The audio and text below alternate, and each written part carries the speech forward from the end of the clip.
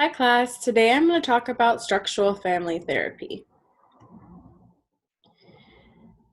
So about the contributors, the main contributor that I'm going to focus on is Salvador Minuchin, and there were quite a few other therapists that helped to shape structural therapy. Their focus was on marginalized inner city families. In 1981, Minuchin started his own center in New York and practiced structural therapy until 1996 when he retired. Although he had retired, the book talks about how he would still go and assist in teaching and helping people learn about how to do structural therapy. Shortly after his retirement, his center in New York was renamed the Minuchin Center for the Family and is still going, and there are people who have taken it over and are running it for him and carrying on teaching. And now I'm going to talk about the philosophical assumption. There are three constructs that define structural therapy. There's structure, subsystems, and boundaries. So these are the three things that we're going to focus on in the beginning of this PowerPoint. So let's begin with structure.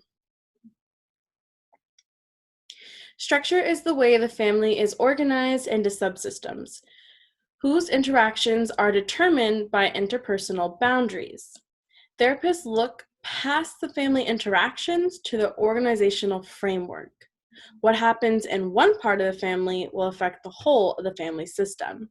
So we're really focusing on how are the members of the family interacting and what does that mean about the family as a whole? Because it's really important to see how one person interacts, because that can affect the whole family system and that can affect how the others will interact with each other. And we'll get more into that. That kind of has to do with like coalitions and having rigid boundaries, having enmeshed boundaries, but all that we'll get into a little bit later. Family interactions over time foster expectations and lasting patterns as they are repeated. Expectations establish the rules in a family and in return reinforce the family structure. So basically what this is saying is how the family interact with one another is going to affect over time what they expect out of the family, out of another family member. So let's say every time a baby cries and its mom comes and it gives it food or soothes them, that's an interaction. And the baby's expectation is that if I cry, this is what's going to happen. So over time, those expectations can change. So then we learn, okay, I no longer can cry. If I want something, I have to use my words. So on and so forth. So even that goes on to like interactions with a husband and a wife.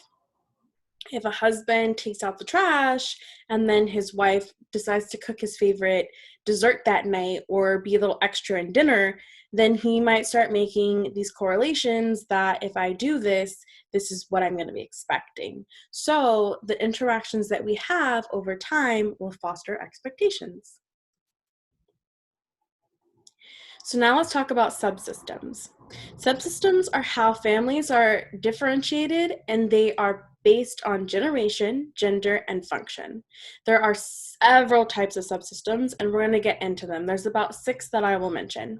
So there's the individual subsystem, which has to do with one person, and it's maintained structure and rules based on past experience, culture, and the family of origin. So that is what creates the individual subsystem, their culture, their family of origin, and their past experiences, just in general throughout life.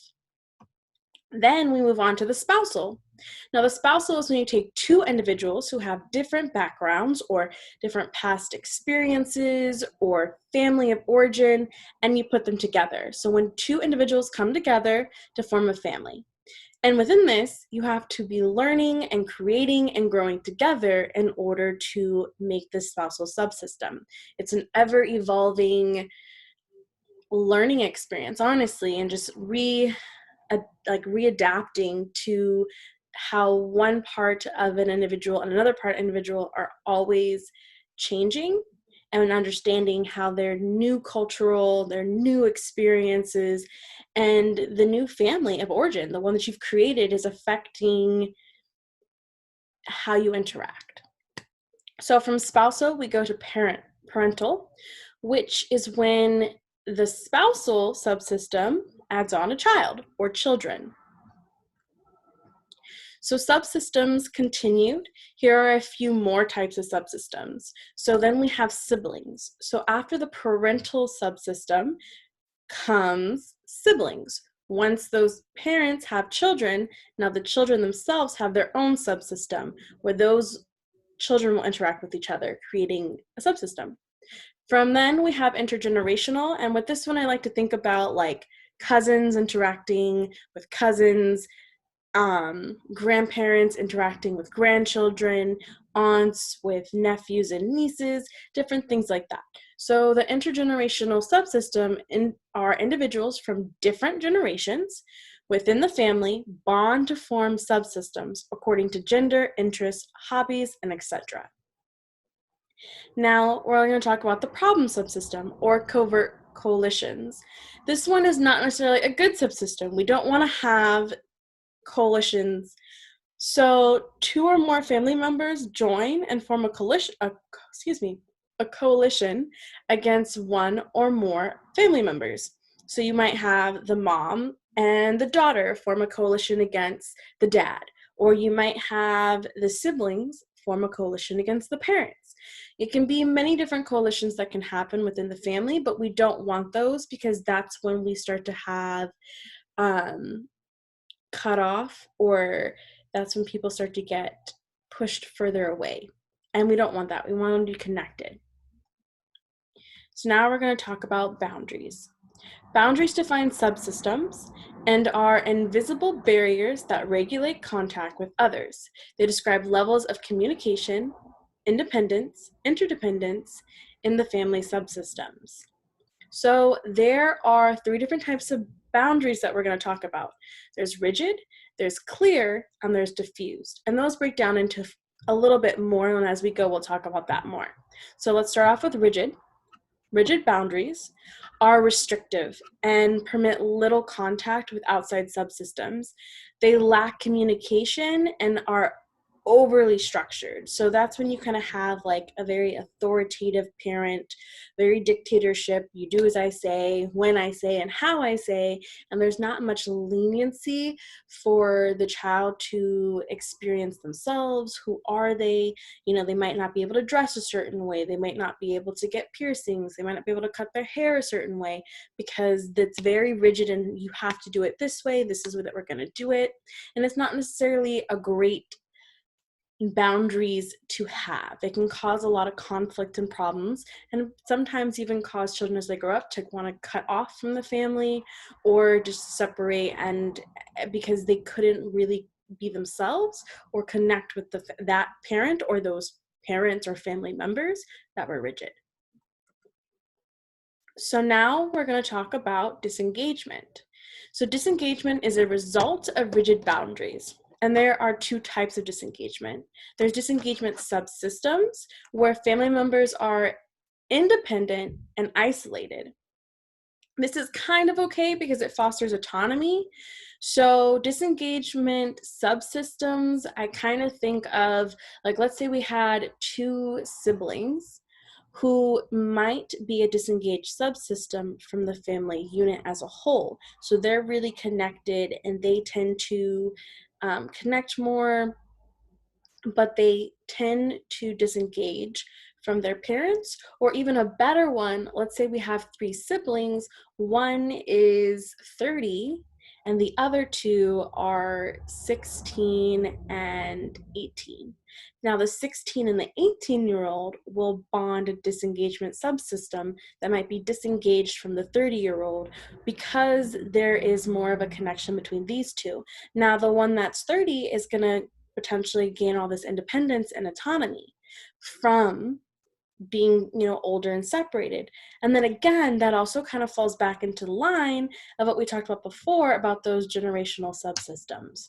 So then with all this, we're going to go into talking about disengaged families. Now this is not necessarily good. We don't want disengaged families, because in disengaged families, it means that they're not supportive and that there's a limited affection, and we don't want there to be a limited affection, and we want there to be a lot of support. And usually when they're disengaged families, it's really hard, or it takes a lot more effort to get them to seek help, or to kind of want to go to therapy to talk about their differences and what's causing them to feel so disengaged. So types of boundaries continued. Now we're going to talk about clear boundaries. These are the boundaries that we are rooting for. These are the ones that we want. Whoop, whoop, clear boundaries.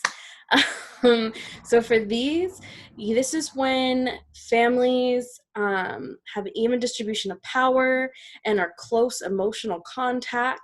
They maintain a sense of independence and interdependence, so they can be a part of the family, but also be a part of themselves.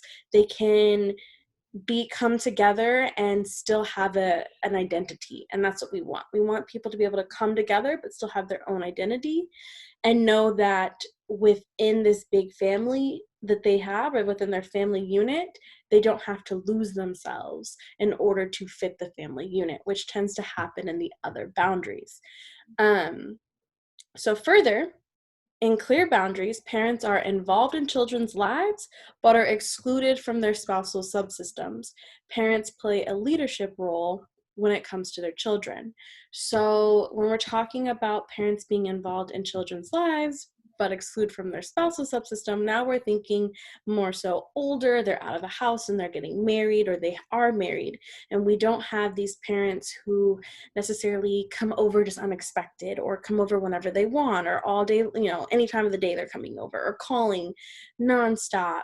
They know that there's these boundaries, and that I need to let my child go out and make it their own separate family subsystem, where I can be a part of it, I can visit, I can come and hang out now and then again, or they can come visit me, but we don't necessarily have to be attached at the hip per se in order for everything to continue and to exist. So types of boundaries continued. Now we're going to talk about diffuse boundaries. Diffuse boundaries are when parents are over-involved in their children's lives. One member's behavior affects the entire system. So when we're talking about this is kind of what I just mentioned as an example for the last one.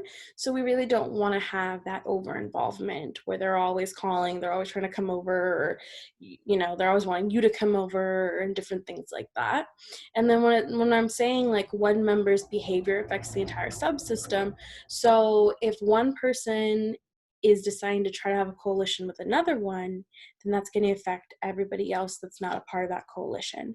Or let's say one person decides to cut themselves off. Well, now it's going to affect the other people. They can't have any interaction with them, and they no longer have any interaction with them. And let's say the person that who cut themselves off or was cut off is a child who then has children. Those children will never get to meet the other, those family members. So one member affects the whole entire system, and how they interact and how they decide to handle things and what they do. So diffuse boundaries often lead to enmeshed systems. Enmeshed systems are closeness but no independence. And again, that's not what we're looking for. We're looking for that interdependence, that dependence. We don't want people to be so enmeshed that they lose themselves, that they no longer have an identity, because the identity is the unit as a whole rather than the sum of its parts. Understanding therapeutic change. The goal of structural family therapy is to improve family structure by creating appropriate boundaries and to mold healthier communication and interactions among family members. So we really want to get those clear boundaries going. We don't want to have rigid, we don't want to have diffuse, don't want to have enmeshed or disengaged. We really want to show them and encourage them to create those clear boundaries so they can be independent and interdependent and know that they can work as a unit but also be separate. And within this, we really want to mold healthier communication and interactions among the family members, because often what's happening is they're not interacting in a way that's beneficial to everyone, feeling as if they're heard or if they're seen, or if they maybe sometimes they're a little too overheard, which then would mean the other half isn't being seen. For example, let's say you have kids who run the show and the kids tell you everything they want, but then the parents aren't putting their foot down and saying, these things are not okay, you don't need that. So in that case, again, we're having a communication differential that's not quite lining up the way that we want it to or that we need it to.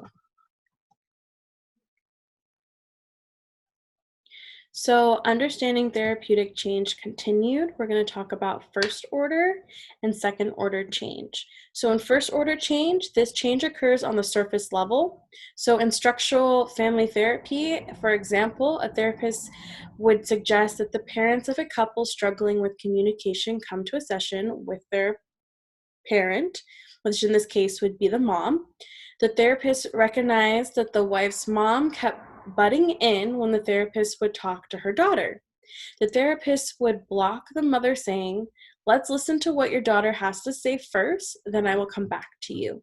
So first order change should be in this modality, something like blocking. So at this instance, we're not necessarily changing how they interact on a daily basis, but in the moment, we're just stopping it so that at least she can get her words out and it's progress, and we can kind of get some movement going. But there's no actual change to how they interact on a daily basis, just in that moment, by blocking the mother from overstepping and not allowing her daughter to have a say or get her words out.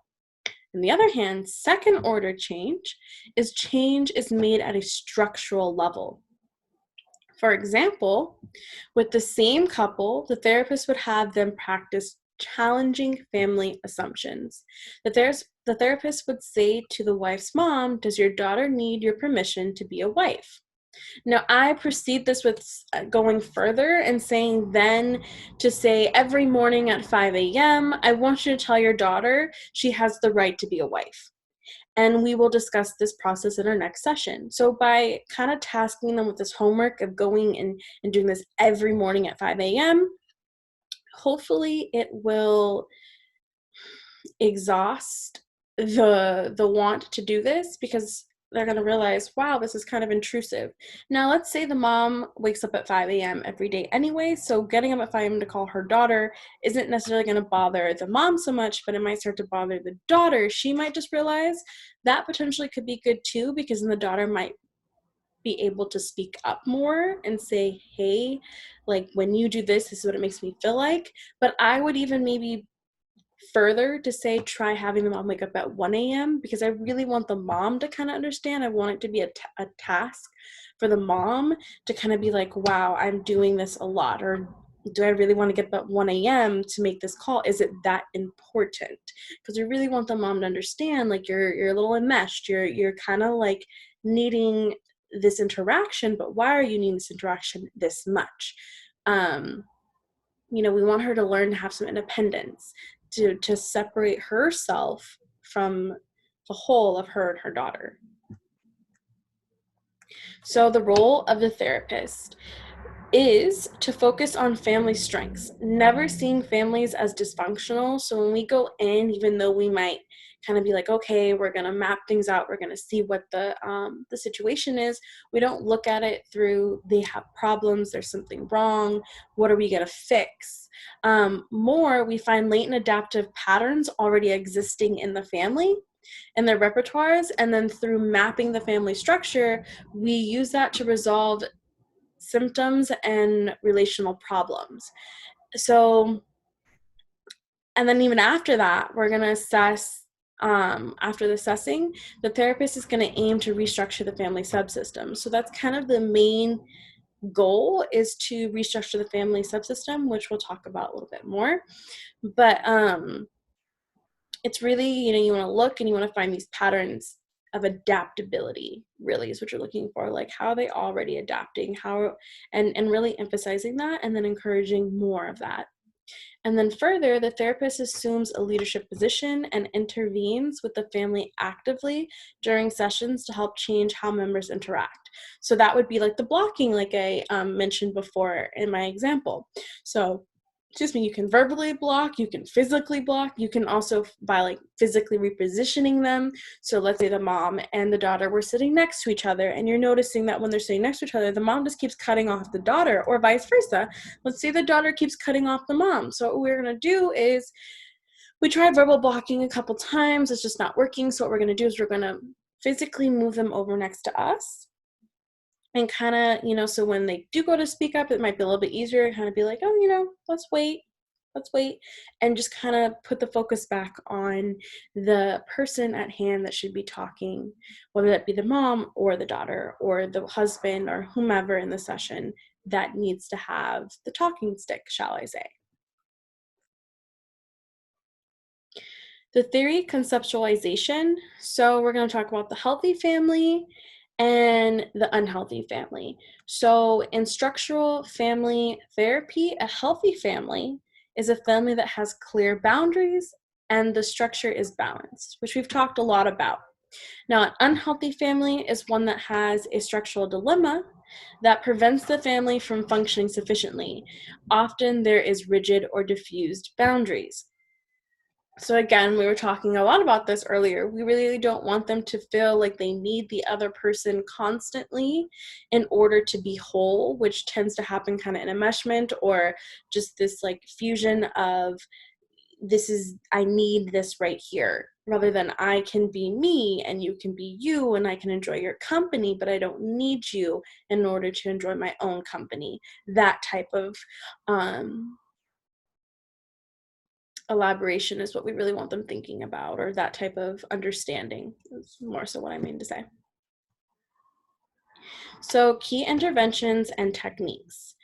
We're going to start off with intensifying and modifying interactions. So this is kind of considered the shock tactic. Dr. Lim in class said it was the stroke and kick. So you tell them something nice and then you kick them in the gut where it hurts. For example, you are very helpful, but you are arrogant. So maybe they're so helpful, but to the point where it just becomes too much. Like you think everyone needs your help. You think that no one can do anything without you. And that becomes a little arrogant. And, we want to give them that shock value to really get them to see like, you're doing great things, but we might be taking those great things a little too far. And it's not necessarily that it's all bad, because there is this nice part, but maybe we need to restructure how we're doing it or how much we're doing it, because it's starting to be a little too much, So boundary making is another intervention technique. And this is really empowering. This is an empowerment one. So we're empowering the weaker voice in the group through physical or verbal intervening, altering the spatial proximity between members, strengthening boundaries by asking some members to speak for themselves. So again, that's kind of, boundary making also kind of makes me think of blocking, because you kind of do the same thing. So now we're going to talk about unbalancing. Temporarily taking sides to change family interaction often consists of taking the side of the lower hierarchical member, empowering them to have a voice, potentially altering the system's rules and patterns, changing the family structure. So in unbalancing, let's say you have a really dominant person, like the husband just always gets his word and he's always talking, always. We're going to temporarily take the side of the wife and kind of play the devil's advocate and just kind of be like, well, I feel, well, in this situation, the wife is feeling this way, and I could see why she's feeling this way. Something maybe kind of like that, where we're just really putting the focus on them and helping them out. So some unbalancing techniques include alternating affiliation. So one time taking the husband's side, next time taking the wife's side, so on and so forth, kind of just depending on when and who seems to be getting more of the words in, or kind of taking more of the dominant side without really listening. Then we would take the lesser or the lower hierarchical member's side and speak up for them. We might ignore the family member. So let's say that husband is being really dominant or that wife is being really dominant, and we might just ignore them while they're talking and go back to, whomever is the one that isn't talking, kind of say, so again, you were talking about, or when you said, this is what I understood. Just really being kind of like, hey, you're here, but right now we're going to ignore you for a minute because you're being rude. And we're going to put the focus back on who was talking. Also, forming a coalition against family members. So sometimes you might just side with the one that is, kind of on the lower hierarchical side of it, just to make sure that their voice is being heard. Key interventions and techniques continued. So we're also going to talk about challenging unproductive assumptions. So the therapist will challenge the family's reality, constructs, and assumptions by reframing and highlighting possibilities. They find the family's narrowed perception of reality and then show them an appropriate family structure. So I'm trying to think of some really good examples of this. So let's say you have a husband who's like, I come home, I'm really tired, and she never wants to like have food ready, or she never wants to clean the house, different things like that. But she also has 2 kids that are toddlers living in the house that she's dealing with all day long. So maybe reframing and saying like, wow, I understand that you're really tired when you get home from work because you've been working all day. You're working at a desk that can be kind of exhausting. You can get screen fatigue, but also like your wife is over here running after kids all day. Like that's really exhausting too, constantly trying to pick up after their toys. And have you ever seen like a 2-year-old? They tend to like go and pull everything out. Like it's like a bunch, it's just like a treasure chest. You see it and they're just like, ooh, what's this? What that? And they just look at it and they throw it and they throw it and they keep going and they go on to the next. So sometimes it could be even really hard too. It has its own challenges. Like you got your challenges. Maybe sometimes you're dealing with really hard customers and that could be really exhausting. They're really aggressive or upset and they're bringing all their troubles to you, but then she has the kids and they're just throwing stuff everywhere and she's trying to keep up with them, make sure they don't get hurt. All that can be very exhausting. So just really reframing and kind of like being like, yeah, you have your troubles too, but hey, look, she's having her troubles also. So maybe there's a reason why there isn't ability to get everything done that you want by the time you come home, and we'll have to try to find some middle ground that works for both of you. So my case study. In my case study, I'm going to talk about a wife and her husband and the mother of the husband. So Molly is a 60-year-old white woman, white American woman, has agreed to go to counseling with her son Isaac, a 36-year-old white American man, and his wife Nova, a 34-year-old African American woman who was 8 months pregnant with a baby girl. The couple has been married for 4 years and started going to counseling for the last few months because Nova is worried about what will happen when the baby comes. Nova feels her husband and his mother are too close and worries how things will be when the baby is here. Will she be left alone to bear the responsibilities of raising their daughter while most days Isaac is at work or with his mother? Isaac will drop everything to go to his mom's aid. For example, if she calls, he will immediately tend to his mother's needs. Sometimes Molly, his mother, will ask him to get groceries twice a week, and Isaac will with no hesitation. He will spend more than half a day with his mother, leaving Nova home alone for hours. Isaac says he needs to keep his mother company because she is older and he can't leave her alone, especially because his father left them when he was younger and he feels guilty for his father leaving.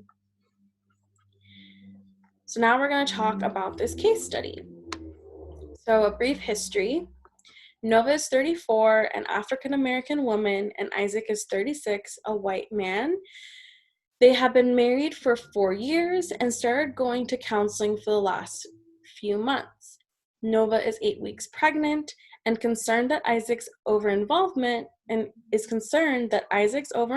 with his mother, Molly, a 6-year-old white woman, will interfere with his husband and father duties. Also, to mention, Isaac feels a lot of grief for his father leaving. He feels a lot of guiltiness, like he might be his fault that his father left. He feels that he has to kind of take that role or fill that void that might have been created when the father left to keep his mother happy. So he's kind of holding her happiness on his shoulders. Presenting problem. Nova is worried her husband won't have time for her and the baby when she comes. So I did a little genogram. So this over here is for the dad. We don't know his age. We don't know his name. We know that they're cut off. They also were divorced. Molly is 60. We don't know how long they were married. Isaac is 36 and is enmeshed with his mother.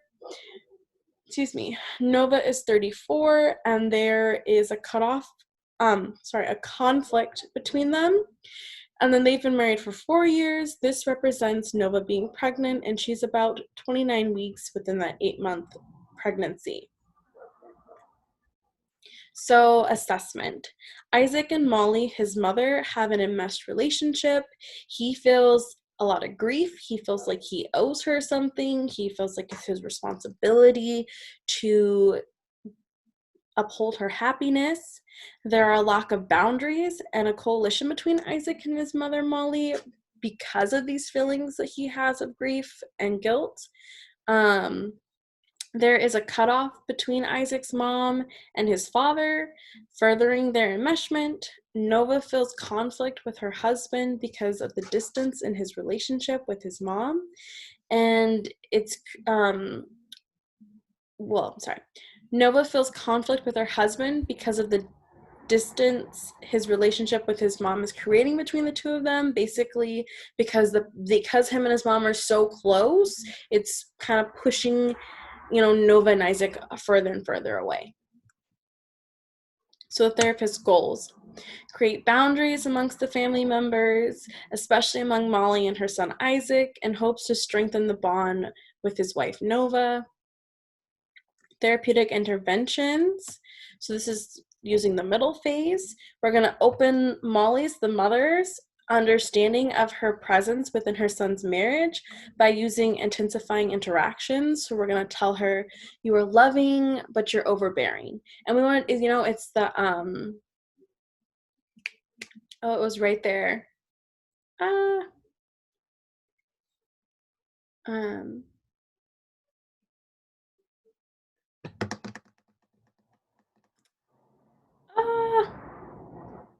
My brain. It's the stroke and the kick.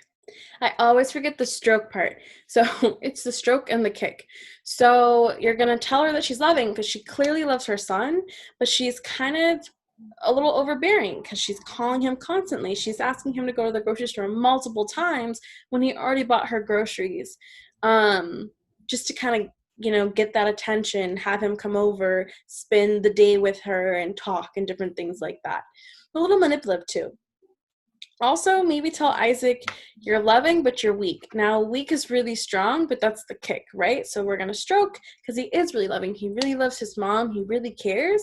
But in a sense, he's kind of being weak because he's not putting his foot down and saying, like, it's not my responsibility to fill the void that happened, and it's not, I have my whole wife here and she's pregnant and she has a lot of needs, like I need to stand up. And I necessarily wouldn't maybe want to use the word weak because I don't necessarily think he's weak, but you want to kind of kick. I feel like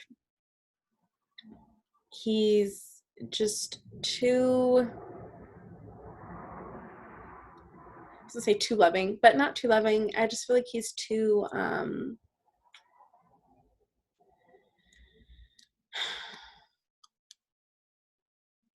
maybe like just too caring. He's kind of letting it, sit on his shoulders a little too much, but you can't say you're loving, but you're too caring. Caring isn't really going to give the same effect as saying, weak. Weak's going to make him kind of be like, whoa, what? I'm not weak. So you want to kind of think about it. Then another one, have the others listen to Nova speak about her feelings by using boundary making. Tell them, now we will listen to Nova's understanding of the situation and position Nova so she is next to the therapist, making all eyes on her, or having the other party, so the husband and the mom come sit next to the therapist, and have Nova sitting on the other side, so it's just her and we're all looking at her and she gets to talk. So just really using that repositioning and kind of making sure the focus is on her so that she can finally get her voice heard.